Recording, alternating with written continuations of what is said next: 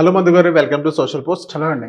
Sir, ఇప్పుడు మనం mutual funds గురించి మనం మాట్లాడుతున్నాం. సో మ్యూచువల్ ఫండ్స్లో ఒక ఆన్ యావరేజ్గా 15% రేట్ ఆఫ్ ఇంట్రెస్ట్ వస్తుందని సో మనం మాట్లాడుతున్నాం, బాగానే ఉంది. కానీ ఇక్కడ కొత్తగా ఒక ప్రోడక్ట్ వచ్చింది 1.5 year నుంచి, ఎస్ఐఎఫ్. సో ఇప్పుడు ఎస్ఐఎఫ్ అనేది 10 లక్షలు every month, starting token number వచ్చేసి 10 లక్షలు. సో ఈ 10 lakhs కనుక మనం ఇన్వెస్ట్మెంట్ చేసుకుంటే మ్యూచువల్ ఫండ్స్ కంటే కొంచెం సేఫెస్ట్ అనుకోవచ్చా మనం, లేకపోతే కొంచెం రిస్కియస్ట్ అంటారా? సో జనరల్గా మీరు మ్యూచువల్ ఫండ్తో కంపేర్ చేసినప్పుడు ఇది సేఫెస్ట్ లాగానే కన్సిడర్ చేయాలి తప్ప దీనికంటే మంచి రిటర్న్ కోసం అని చెప్పేసి అనుకోకూడదు. ఎస్ఐఎఫ్స్ ఇన్వెంట్ చేయడానికి మెయిన్ రీజన్ ఏంటంటే, ఇప్పుడు ఎవరైతే హెడ్జింగ్ గురించి చేస్తూ ఉంటారో ట్రేడింగ్లో వాళ్ళకి ఐడియా ఉంటుంది హెడ్జింగ్ చేయడం అనేది. మనం ఎప్పుడైతే సెబీ రిపోర్ట్ చూస్తామో out of 9 people in every 10 people money అనేది లాస్ అవుతున్నారు ఎఫ్ఎండ్ఓలో. రీజన్ ఏంటి? దానికి సరైన టైమింగ్ చేయకపోవడం, ఆ తర్వాత బిగ్ ప్లేయర్స్ అంతా మనీని తీసుకోవడం, స్మాల్ ప్లేయర్స్ అంతా లాస్ అవడం అనేది జరుగుతుంది.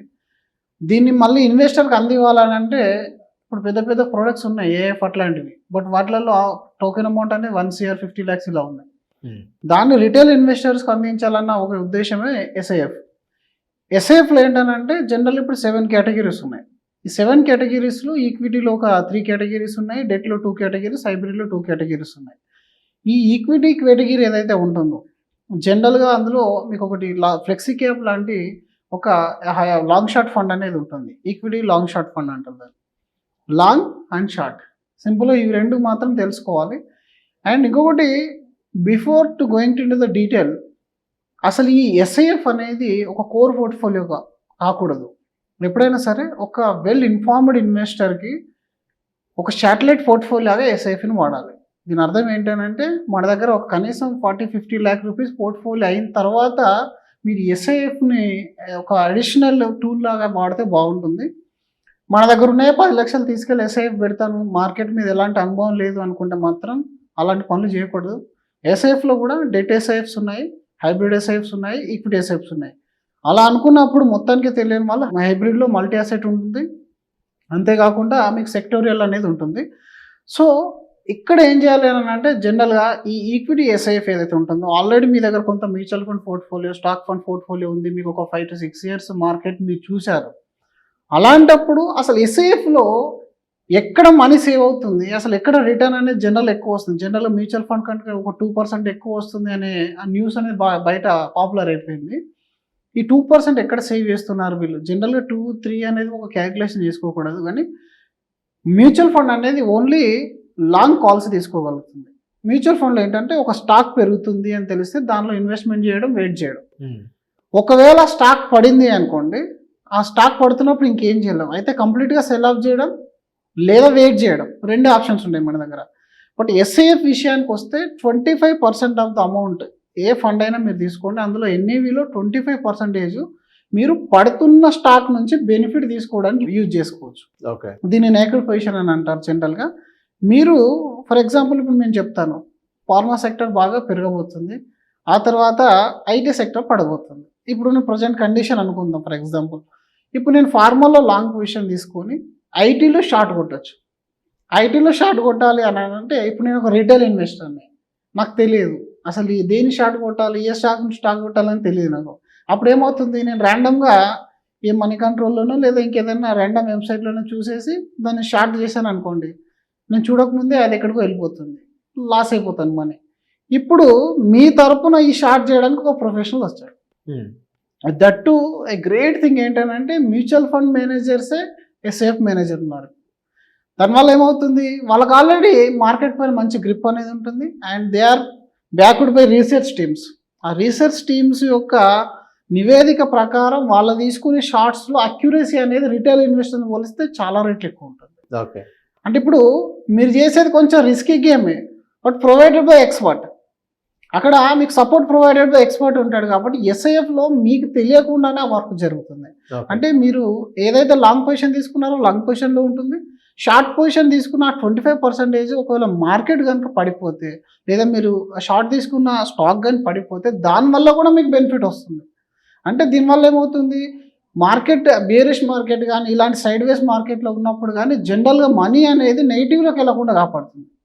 అండ్ మోర్ ఓవర్ నెగటివ్లో అంటే 75% definitely 70-80% of the position long పొజిషనే ఉంటుంది. ఏదైతే 20-25% ఉంటుంది, అందులో గ్రో అయినా 70% డౌన్ అవుతుంది కాబట్టి రిస్క్ అనేది యావరేజ్ అయిపోతుంది. ఓకే. అంటే జనరల్గా మార్కెట్ మళ్ళీ బుల్లిష్కి వచ్చేసింది అనుకోండి, ఎంతైతే మనం కాపాడామో అది ఇమీడియట్గా మార్కెట్లో ఇన్వెస్ట్ అయినట్టే కదా. లేదంటే రికవరీ కావాలి, రికవరీ తర్వాత రిజల్ట్ రావాలి. మ్యూచువల్ ఫండ్లో ఉన్న ప్లస్ ఎస్ఐఎఫ్లో ఉన్న చిన్న డిఫరెన్స్ ఇది ఒకటి మాత్రమే. ఇంకా ఈ కేటగిరీస్ ప్రకారంగా మాట్లాడితే ఈక్విటీ లాంగ్ షార్ట్ ఫండ్ అనేది ఫస్ట్ ఫండ్. ఇందులో it is like flexi cap fund. 80% మీరు అంటే 100 రూపీస్ మీరు ఇచ్చినట్టయితే అందులో 80 రూపాయలు లార్జ్ మిడ్ స్మాల్ క్యాప్లో వాళ్ళు ఇష్టమైన దగ్గర ఇన్వెస్ట్మెంట్ చేస్తారు. మిగిలిన 25% ఏదైతే ఉంటుందో అది షార్ట్ చేయడానికి వాడతారు. సెకండ్ కేటగిరీ ఏంటంటే ఈక్విటీ ఎక్స్ 100, అంటే టాప్ 100 కంపెనీస్ తప్ప మిగిలిన స్మాల్ అండ్ మీడియం కంపెనీస్ ఏవైతే ఉంటాయో వాటిలలో 65% పొజిషన్ తీసుకుంటారు. మిగిలింది 25% అనేది ఎడ్జింగ్ వాడతారు. తర్వాత ఇంకొకటి సెక్టార్ ఉంటుంది. ఈ సెక్టార్లో 65% ఆఫ్ ద ఫండ్ ఏదైతే ఉంటుందో అది 4 సెక్టార్లో, అంటే ఇప్పుడు మనకు ఏ సెక్టార్ మూవ్మెంట్ అవుతుందో ఆ సెక్టార్లో వాళ్ళు 4 సెక్టార్ చూజ్ చేసేసుకొని వాటిలలో రొటేషన్ చేస్తూ ఉంటారు. రొటేషన్ చేస్తూ 25% ఎడ్జింగ్ చేస్తారు అందులో కూడా. ఇది ఈక్విటీలో 3 ఇంపార్టెంట్ టూల్స్. తర్వాత మీకు డెట్ కేటగిరీలో 2 ఉంటాయి, కానీ అంతగా రిజల్ట్ ఓరియంటెడ్ అయితే మీరు బయట ఉన్న డెట్ కేటగిరీస్తోనే ఇది పెద్దగా యూజ్ అయితే ఏం లేదు. థర్డ్ థింగ్ హైబ్రిడ్ ఉంటుంది. హైబ్రిడ్లో మీకు మంచి మల్టీ అసెట్ ఫండ్ అనేది ఒకటి ఉంటుంది, హైబ్రిడ్ లాంగ్ షార్ట్ అనేది ఉంటుంది. మల్టీ అసెట్లో ఫండ్ మేనేజర్కి ఇష్టం, తను గోల్డ్ కానీ రియల్ ఎస్టేట్ కానీ రీట్స్ ఇన్వీట్స్ ఎక్కడైనా తిప్పుకోవచ్చు. ఎడ్జింగ్ 25%. Last hybrid fund. హైబ్రిడ్లో ఏంటంటే 25% equity mandatory, 25% debt mandatory and 25% అనేది మీకు ఎడ్జింగ్ కోసం వాడుకుంటారు. రిమైనింగ్ ఈజ్ మీ ఇష్టం, ఫండ్ మేనేజర్కి ఇష్టం. ఇక్కడ రిటర్న్ ఎక్స్పెక్టేషన్ చూసినట్టయితే లాస్ట్ ఏదైతే మనం కేటగిరీ మాట్లాడామో హైబ్రిడ్ కేటగిరీ, ట్యాక్సేషన్ మీరు ఇక్కడ డెట్ పెట్టుకున్నారు, ఈక్విటీ 25% పెట్టుకున్నప్పటికీ మీకు ఈక్విటీ ట్యాక్సేషన్ వస్తుంది. అంటే మనకు 1.25 lakhs for long term tax ఏదైతే ఉంటుందో అది హైబ్రిడ్లో మీరు తక్కువ అమౌంట్ ఈక్విటీ పెట్టినప్పటికీ ఫుల్ అమౌంట్ అనేది మీకు ట్యాక్స్లో కవర్ అవుతుంది. అండ్ ట్యాక్సేషన్ అనేది అన్ని ఫండ్స్లో షార్ట్ టర్మ్ 20%, లాంగ్ టర్మ్ 12.5% కామన్గా ఉంటుంది. ఈ హెడ్జింగ్ వల్ల ఏంటంటే ఒక ప్రొఫెషనల్ హెడ్జింగ్ చేయడం వల్ల మీరు తగ్గే ఎన్ఏవిని కాపాడుకోగలుగుతారు. అంటే మీకు ఫండ్ వాల్యూ అనేది తగ్గడాన్ని మీరు కాపాడుకోగలుగుతారు. దాని ద్వారా జనరల్ సైడ్ వేస్ కానీ వాలటైల్ మార్కెట్లో కానీ మ్యూచువల్ ఫండ్ కంటే బెటర్ రిజల్ట్ వచ్చే ఛాన్స్ అనేది ఉంటుంది. బట్ బులిష్ మార్కెట్లో లేదా మీరు తీసుకున్న కాల్స్ ఫెయిల్ అయినప్పుడు మ్యూచువల్ ఫండ్ కంటే నెగిటివ్ రిటర్న్స్ లేదా తక్కువ రిటర్న్స్ కూడా వచ్చే ఛాన్స్ కూడా ఉంటుందన్నమాట. మీరు దీన్ని శాటిలైట్ పోర్ట్ఫోలియోగా వాడుకుంటే చర్నింగ్ చేసుకోవడానికి ఈజీగా ఉంటుంది. అండ్ మోరోవర్ ముందుగా మీరు హైబ్రిడ్తో స్టార్ట్ చేసి తర్వాత ఈక్విటీ లాంగ్ షార్ట్ ఫండ్లోకి వెళ్తే మాత్రం చాలా బాగుంటుంది. సార్ ఇక్కడ మనం మ్యూచువల్ ఫండ్స్లో ఇప్పుడు రేట్ ఆఫ్ ఇంట్రెస్ట్ కాంపౌండింగ్ వస్తుంది. సో ఇప్పుడు మన ఇంట్రెస్ట్ రేట్ కానీ మనం చూసుకుంటే ఆన్ యావరేజ్గా 12-15% వరకు ఇస్తుంది. ఆన్ యావరేజ్ ఒక 12% అనే ఇస్తున్నాం.